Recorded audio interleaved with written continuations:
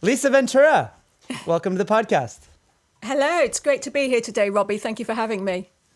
Likewise, it's a pleasure to have you here. Where are you joining us from? Joining you from Worcester in the UK, in the Midlands. So, all right. nice neck of the woods here. So I forgot who it was, but it was somebody from ISACA at least. I guess it will be Mike Hughes. Mike Hughes. Yes. There you go. That was him. Who I met in person for the first time at a Midlands big SASIC event a couple of weeks or so ago in Birmingham. Cool.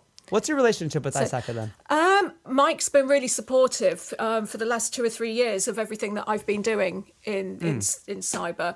And I've talked to the UK chapter a couple of times about the topic we're going to be talking about today, which is all around avoiding overload and managing stress and burnout in cybersecurity. Exactly. So cybersecurity and tech specialist, writer and speaker, mindset, well-being and mental health support coach, editor and founder of Cybersecurity Unity. You serve on multiple advisory boards. And there's so much more. So I'll just stop there so we don't run out of time. But you're a very busy body. Absolutely. And I love doing what I do. And everything that I do, especially around Cybersecurity Unity, is all around fostering greater collaboration within the industry. So the more I think that we can get together and the more I think we can collaborate as an industry, the better. We all want the same thing. We all have the same goals to try to stop attacks, to try to help combat attacks. And I just think that if we can do that as an industry together, so much the better. Right. Amen. Yeah. I see you here. You have a presentation for us. I do indeed. Today. Absolutely. So I'm going to talk a little bit today around avoiding overload and managing stress and burnout in cybersecurity. Again, we just touched a little bit on who I am. I'm an award-winning cybersecurity specialist, writer and speaker. I'm the founder of Cybersecurity Unity, but I'm really passionate around some key topics and trends within the cybersecurity industry. And I'm a qualified mental health first aider. And my aim is to help and support those affected by stress, burnout, but also bullying and abuse in the industry, because that's something that I've had a lot of first-hand experience with, which in turn has then impacted on my mental health. So I do a lot of talks like this, and I do a lot of awareness raising around the importance of managing stress and burnout in the industry. So to start off with, I'm going to talk a little bit about how common stress and burnout is in InfoSec and cybersecurity.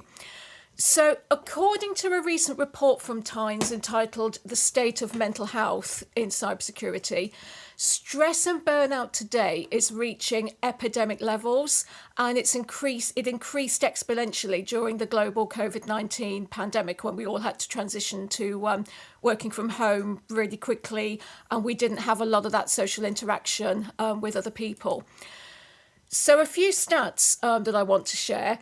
Nearly 1 in 3 security team members experience tremendous stress in InfoSec and cybersecurity, and this got, as I just mentioned, markedly worse during the pandemic. 27% of people in cybersecurity and InfoSec say that their mental health has declined over the past year.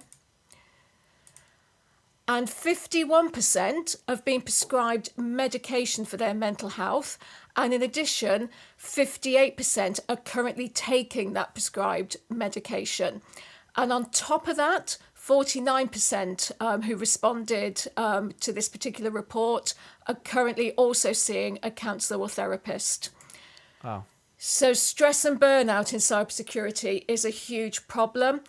But I think despite this, most security leaders and others working in the industry are really passionate about what they do. I know I am. And the potential to make a real difference, even when their jobs are stressful. So I'm going to go into a few factors that are contributing to the increase of stress and burnout in our industry. And one is that there are constant and more sophisticated threats and attacks. And I think a lot of us know that, new threats and new things are emerging, practically every second. And we have to, as cybersecurity professionals, be on top of all these emerging threats pretty much sort of 24 hours a day. And, that sort of constant being on top of it all and exposure can have an impact. And also the speed of innovation relating to threats is also increasing. There's also a lack of downtime. So many security professionals, especially CISOs, will feel the need that they have to be on 24/7, 24 hours a day, in case there's an attack, in case there's a threat, in case there's something that they need to deal with. So a lot of people in our industry are finding it difficult to have some much needed downtime. It's a low sense of personal worth and value and high degree of cynicism. So a lot of people in our industry, for example, sort of might feel that they don't, contribute a lot in terms of what they do. And a high sort of degree of cynicism from, say, from board level of, well, why do we need cybersecurity anyway? Why do we even need this? Until they get breached or attacked or something happens, and by which time it's too late. And even though it's 2023, I still see a lot of organisations that don't, place value on cybersecurity and have that degree of cynicism about it. Now, I will caveat that with saying that I see it more with smaller businesses, small businesses with SMEs in particular, as opposed to sort of much bigger enterprise level organisations. But even today, I still hear a lot about, but we're not going to get attacked. We're too small. Nobody's going to bother with us. And then they do. And then it's too late. Yeah. The solitary nature of remote working. So we are starting to transition a bit more now back to either the office full time or to more of a hybrid working pattern. And that brings around its own challenges with regard to cybersecurity and threat monitoring, etc. But during the pandemic, we all obviously had to transition to working from home all the time. Now, some people don't thrive very well in that environment. I myself, though, have been remote working since 2015 from before the pandemic, and I personally couldn't do an office environment 5 days a week unless I absolutely had to. I put that down to my being neurodiverse, so I have autism and was also diagnosed with ADHD earlier this year. And I find that I'm a lot more productive and can get a lot more done in my own space, which you can see behind me here, with my own environment than I can from being in an office space. So on that, I would say it's really about trying to, work with your employers to find the level of office work or remote working that works for you. Cybersecurity, as I mentioned earlier, is not widely accepted as a strategic function, and that's what I do a lot of in terms of awareness raising with Cybersecurity Unity, particularly with small businesses and SMEs, is that whole education and awareness piece around the importance of cybersecurity for their businesses, no matter what the size of it may be. As I mentioned earlier, workplace bullying and bullying and abuse in the wider community, particularly on social media platforms like Twitter and even LinkedIn, I've seen it on there as well. And this is something I have first-hand experience in, and my goodness, it does really impact your mental health and lead to the increase of stress and burnout when it happens. For another time, but I've got examples that would probably make your hair curl. It is a huge problem even today. Before you move on there, Lisa, I just want to say, like, all these points you're bringing up, I see them every single day in my life, right? In my work life. That top point you have there, constant and more sophisticated, organized threats and attacks. Like, you never, a lot of the CISOs I talk to, they never feel like they reach a steady state. Or they may reach a steady state with one of their aspects of their portfolio or whatever, but like there's always something new. And then, the next point there, lack of downtime. There's always something new. You don't really get to take a break. You go home and your heart is still racing from work, and you sit down and maybe having dinner, and then you sit on the couch. Maybe you're watching TV, but you're thinking about something else. You're just always on.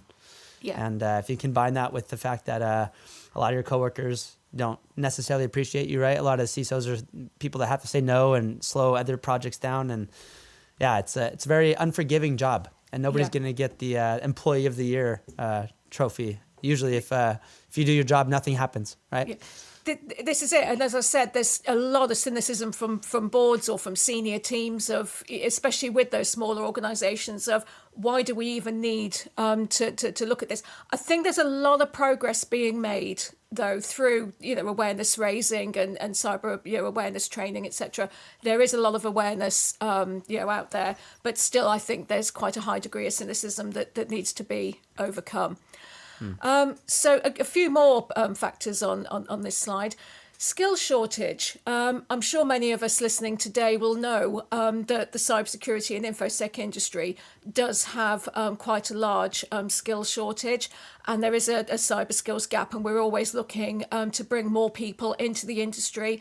Not just the younger generations, which is of course hugely important, but looking at career transitioners, getting more women into cybersecurity, getting those the neurodiverse into the industry, because a lot of studies show that those that are neurodiverse are really well suited to careers in infosec and cybersecurity, and also those from underrepresented and ethnic minority groups. So I think there's a lot of work being done there to encourage more people to take up a career in the industry. Increasing regulations. Again, things change all the time. I know that the UK Cybersecurity Council, for example, are working on a big programme around standards and ethics, and also that whole piece around professionalising the industry. So there's a lot that's going on there in terms of new regulations. So AI at the moment, there's a lot of conversations going on about AI and the use of ChatGPT, and looking at regulating this somehow and what this all means for our industry. Having to secure too much data in too many places, and really keeping track of what data is where and what function that data serves, etc. That can also lead to a big increase of stress and burnout. Threats of losing your job, or even being disciplined if there is a cyber attack or a breach. I'm sure we may have heard the Uber case, where the ex-CISO of Uber actually went to jail. I mean, that was quite a specific thing, but it's a very extreme case. But that could contribute to a little bit of stress and burnout. And the threat of losing your job as well. I'm sure many people listening today will have heard of so many layoffs in so many different tech companies and so on that have been going on. So that threat, if it's there, especially with the cost of living crisis the way it is at the moment, will lead to some exponential stress and burnout. It's also been shown that it's very rare for people in cybersecurity to seek professional help when they're feeling overwhelmed. A lot of people in their organisations feel like that they're a little bit of an island, that they might be the only one that's responsible for the cybersecurity function, especially if it is a smaller organisation. But that's where I think communities, especially with what I do with Cybersecurity Unity, and there's a lot of really good communities on platforms like Twitter, on Mastodon, Blue Sky at the moment as well, and LinkedIn. And there were always others within our industry who would be more than happy to help, and just somebody to sort of share something with, get a sense test on things. I think that's really important as well. So I'll move on a little bit to how mental health issues might manifest themselves. And poor mental health might come about by things like, bouts of insomnia. You might be worrying so much about what's going on at the office, or what's going on at work, that you might find it difficult to get any decent stretches of sleep. A decline in performance. So where you might have been, really enthusiastic and really, really passionate when you first, started, with the advent of, more threats, less budget, less resources, etc., it can be really easy to sort of slide down in terms of what your true capabilities really are. Increasing use of drugs or alcohol to cope when things get really tough. That's been seen as well in our industry.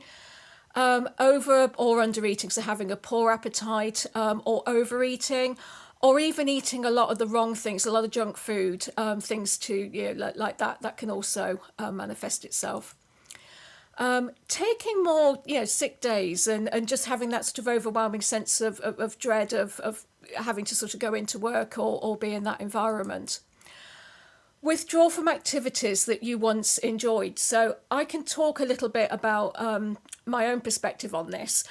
I can tell when my own mental health levels aren't great because I don't feel like doing things that I really enjoy. So, for example, I love doing karate and martial arts, and I love doing things like Tai Chi and yoga and exercising in my home gym here as well.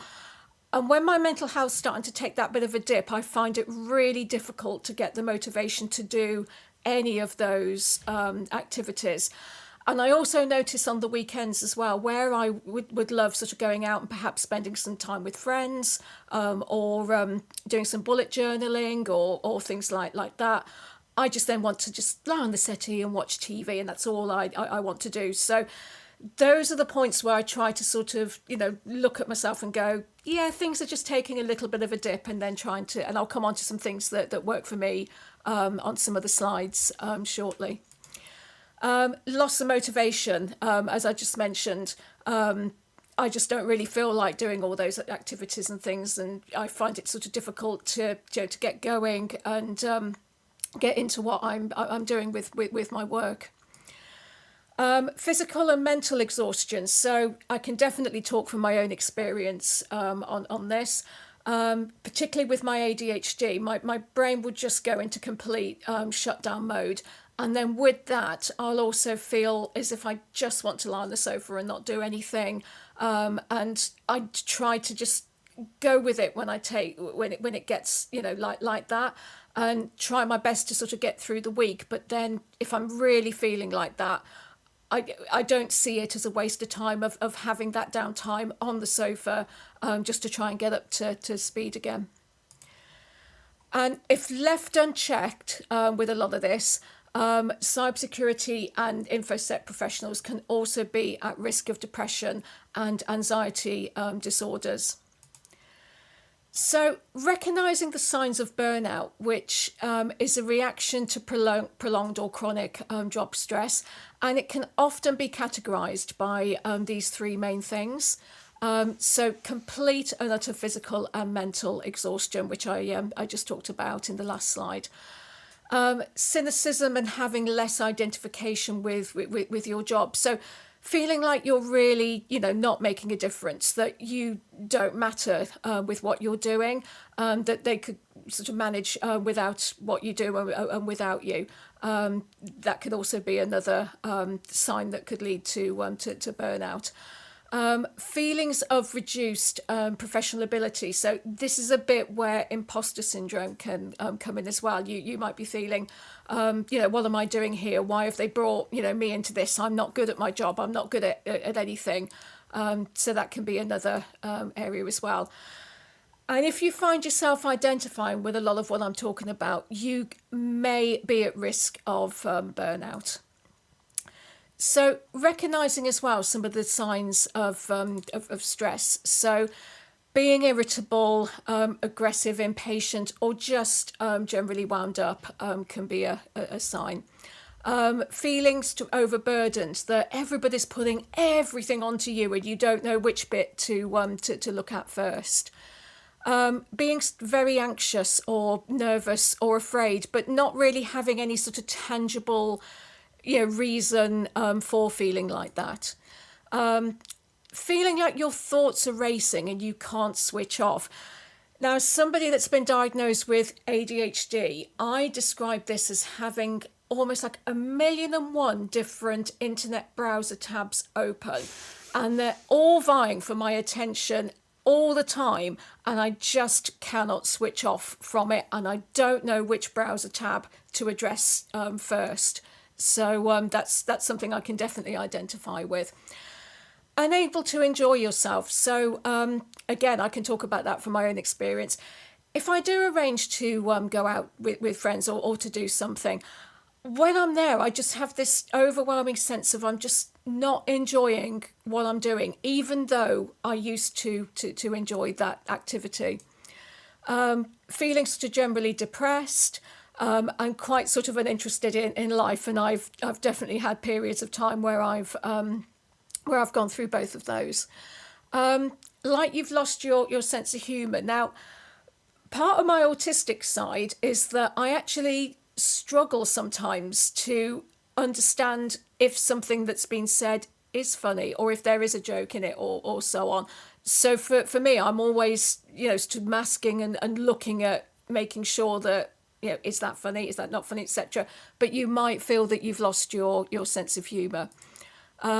A sense of dread, as if the worst thing in the world is going to happen, and I've been through that as well.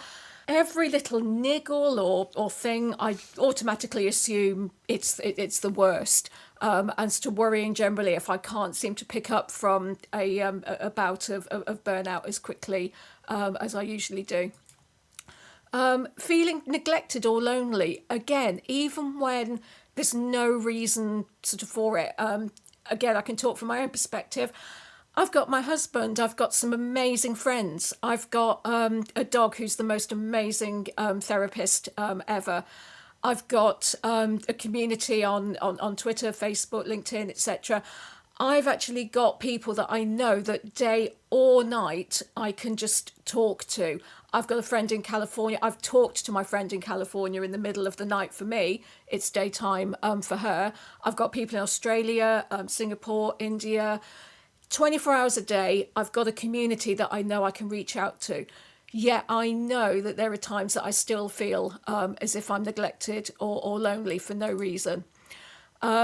And some people who experience severe stress can also sometimes have suicidal feelings. And I'm going to talk a little bit as well about post-traumatic stress disorder, because it's not always linked to just those that are soldiers in wars or go through seeing that kind of level of trauma. In extreme situations, cybersecurity professionals can indeed develop it. And although it's not like, as I said earlier, the PTSD that veterans suffer from, it's still extremely debilitating. And many are first-hand witnesses to cyber attacks that leave lasting damages to the organisations that they help protect, and it can manifest itself into their work in the future as a reminder of the worst that could happen. And they might have flashbacks to that cyber attack happening, which will impact their well-being and mental health even further. And panic can set in when security professionals can see signs that remind them of past incidents, and that'll manifest as PTSD. And it's best to deal with these issues and stress before they become lasting problems, because they could keep InfoSec and cybersecurity professionals from doing their best work. So I would say if you feel a lot of what I've just been talking about, see if you can get some counselling or speak to a therapist. There's absolutely no shame in doing that. I've done that. I've had an amazing counsellor and had some therapy sessions. And I also had EMDR treatment to help me deal with a lot of the abuse and trauma that I'd had in my lifetime. And it may not work for you, but it absolutely worked for me. And it's something that I would definitely recommend that you look at doing. So I'm going to go into a few tips to try to help combat stress and burnout. Now, again, I'll caveat this that they are tips. They may or may not work for you. A lot of it has worked for myself. But I'll start off with, if you're feeling burnt out or stressed, talk to your colleagues and your family members or friends. In the 1980s, there was an advertising campaign for British Telecom, which had the line of, it's good to talk. And it really is, just getting those thoughts, out there and talking to others about what you're going through and what you're feeling can be really beneficial. This is something that I actually do quite regularly, which is I always carry out what I call an emotional needs audit to identify which of your needs are not being met at work. And then I look to set positive and achievable goals to help those needs be met. And I have regular catch-ups with people. I talk to them about things that challenges that I have and things that perhaps I could look at doing better, because I'm always learning and I'm always looking for new things and new ways of doing things. And I think that a lot of us in cybersecurity and InfoSec can relate to that. Use wellbeing related apps. So I have a lot of apps on my phone that I use. I have Headspace and some meditation apps. I have one called Calm. And there is actually one called the Zensory, which I absolutely recommend, which has been put together specifically for those in the cybersecurity industry and InfoSec industry. So I would definitely recommend having a look at a few of those and trying different ones. You might get one that doesn't work, but another one will. So look at ones that work for you. Know your energy patterns and plan your work accordingly. So doing tasks that require more brain power, for example, when you feel that you're most energetic, and perhaps some easier admin related tasks when you're feeling a bit low on energy. So for example, I'm a morning person, so doing this at the time that we're recording it now, it's to 9:30, 10 o'clock in the morning for me, that's my best time to do things like this. I'm not so great in the evenings, so I try not to do too much past the hours of 5 to 5:30, unless I really have to, and I have to do a call to fit in with the United States or a different time zone or so on. But I know that I'm far much better in the mornings. I'm a morning person, so I work accordingly to make the most of that. Avoid, if you can, turning to drugs and alcohol and excessive overeating, etc. Easier said than done, but it's something again that's really worked for me. Is just sort of being a bit mindful of that. We all love a drink after work or to celebrate or whatever. It's very sort of much part of the social fabric of life. But I would always say just keep an eye that it doesn't go sort of too much unchecked. Taking regular physical exercise. As I mentioned earlier, I love martial arts and karate. I have I set up a home gym here with a treadmill, cross trainer, bike, etc. And I also have my dog, so I have regular walks with my dog as well. And that gets me out into the fresh air. So I know that without her, I probably wouldn't do that. So having her helps me get out into the fresh air and have that sort of much needed downtime.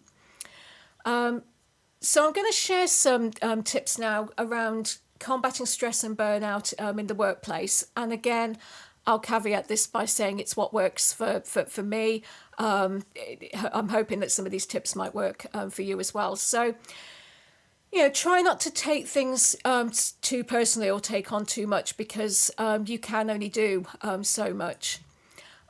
Use reframing, so things like challenging assumptions, looking for learning opportunities, and asking what's good about situations to try and rationalize a situation that may occur. So I always say try to stand back from the challenge or the problem and question whether it's as bad as it first appears.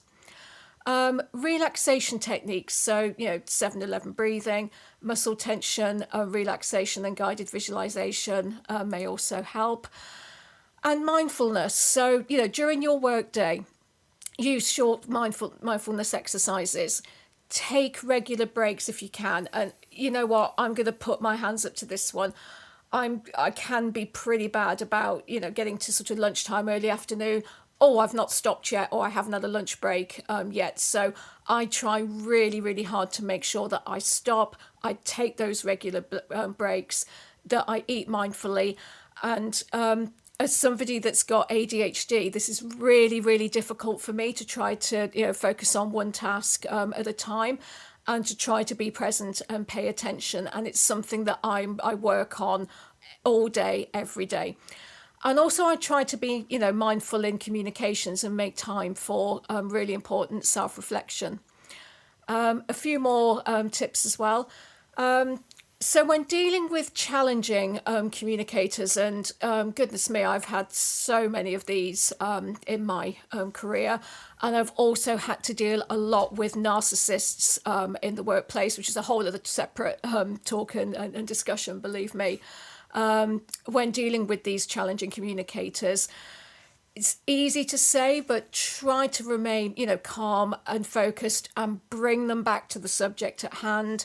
Ask them to clarify what they mean, or tell them, and tell them your understanding of what they said, because focusing on the facts and not emotions can help keep both parties composed.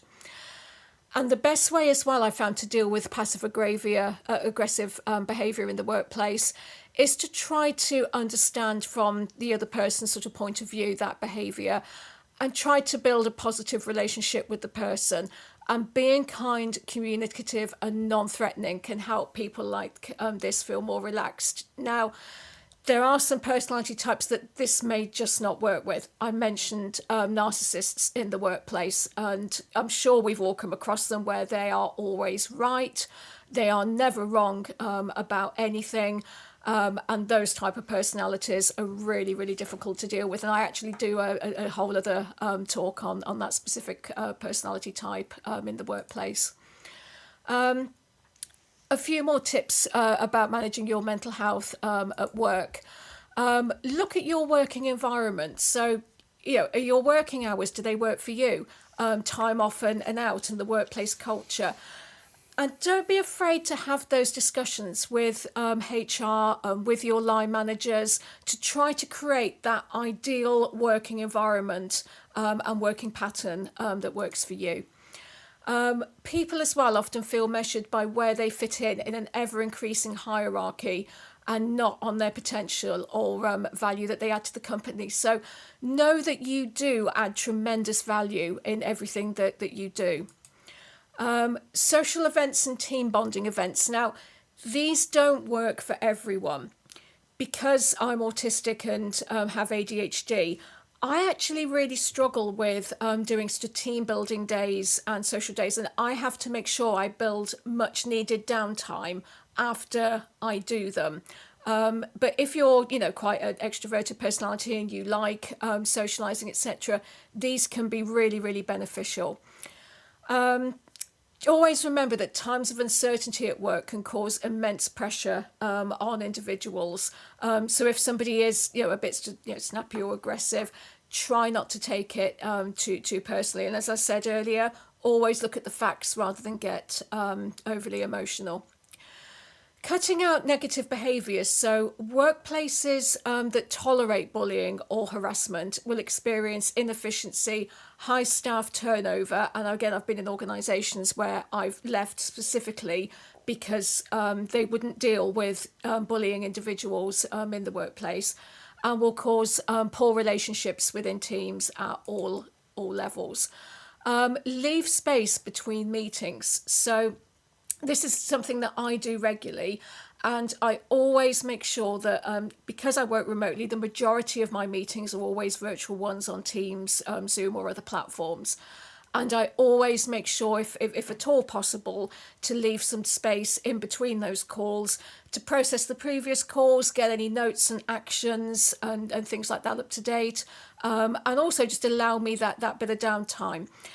When I had the UK Cybersecurity Association a couple of years ago, which I decided to close down, I was on call after call after call without getting any focused work done at all. And then I was catching up on evenings and weekends and not getting any downtime. So I've learned from that experience now, and I always try to leave adequate space in between meetings. And this now relates to what you can see on this screen, which is the cover of a book by Brian Tracy. And the book is called Eat That Frog, Get More of the Important Things Done Today. And if you're doing something awkward or something that you really, really don't want to do, or you're dreading doing, I always get it done first thing, get it out of the way. In other words, I try to not literally, but eat that frog, get that awkward thing, that thing I really am dreading doing, done and out of the way. And then everything else just follows and flows really nicely. A few more tips here on managing your mental health at work. In open plan offices, I would really recommend that there's some quiet rooms or hot desking quiet areas that offer more privacy set aside. And this is really important to somebody like me who's neurodiverse, who can't cope with that sensory overload in an office of phones ringing and being interrupted and general noise level, etc. I have invested in some noise cancelling earphones if I'm ever in that kind of environment, and that's something that I would definitely recommend. But then equally, I've been told off for having headphones on, so it's like I can't win. But I would definitely recommend having those quiet areas. If nothing else, for you to just go in and be able to decompress if you've just had perhaps a particularly challenging or stressful call, or you just need that quiet space. It's so important to have that. Helping employees to understand the important role that they play towards an organisation's mission and vision. Involve them as much as possible and communicate that as much as possible. Creating that organisational culture of openness and communication is crucial to addressing sort of insecurity that your team might feel. Unhealthily high stress work environments do not have to be an inevitability of a cybersecurity workplace. There's so much that you can do to foster that open environment that's really important. Cultural change needs to happen at board level and cascade down by people who want to change it and understand it fully. And it is difficult to instill that cultural change and those changes, particularly around cybersecurity at board level. But in my experience, if that can be achieved, it'll then cascade down throughout the whole organisation. And that's where I think a really good cybersecurity awareness training programme can come into play. If the board can get, for want of a phrase, on board with that, it'll make all the difference. Demonstrate that every employee is valued. I can't stress that enough. And HR teams need to look at providing resources that invest in the well-being of cybersecurity staff, but not just cybersecurity staff, but all of their staff. So here's just a few of my tips in terms of managing your mental health generally. Make time for things outside work that you enjoy. Take regular breaks, no matter how busy you get during the day. So I talked a little bit about how important that is. And get up and go to bed at the same times every day, because that'll help you to maintain a routine. I know that that's something that I do, and that's really helped me immensely. But again, being an autistic person, I thrive on routine and the same things happening at the same times every day. Make time for family and friends. So I always make sure that my husband and I have proper time together where we don't talk about work, especially in the evenings. And you'll often find us, browsing YouTube. We'll be looking at funny videos or watching films on our home cinema system.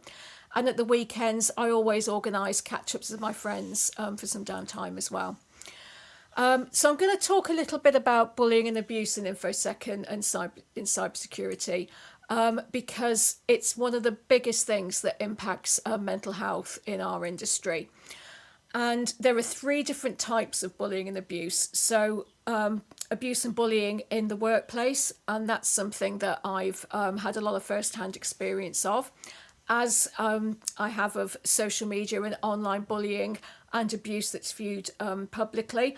I'm sure you have heard a lot about Twitter pylons, as they're called in our industry, and bullying and abuse via DMs, emails and private messages, and bullying and abuse in person. And it is not acceptable under any circumstances, and I believe it absolutely has to stop. There's no excuse for it.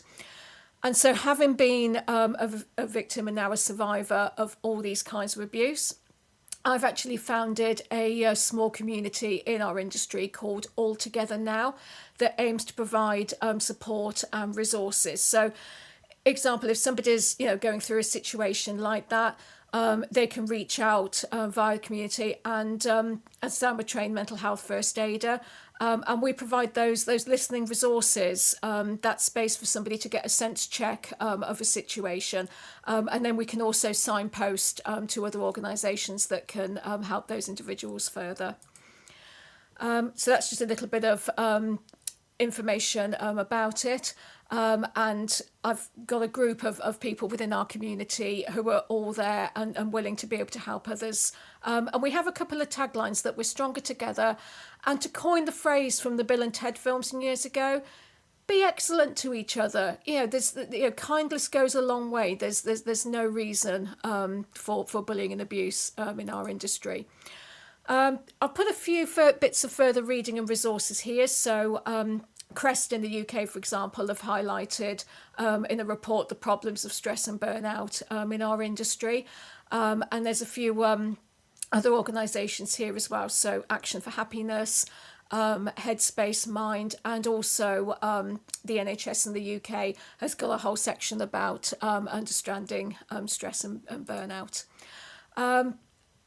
Obviously, if there's any questions or anything that you want to talk about, hints, tips and suggestions there, and some ways you can get in touch with me on Twitter, LinkedIn, Facebook and Instagram, and on my websites, and email if you have any questions.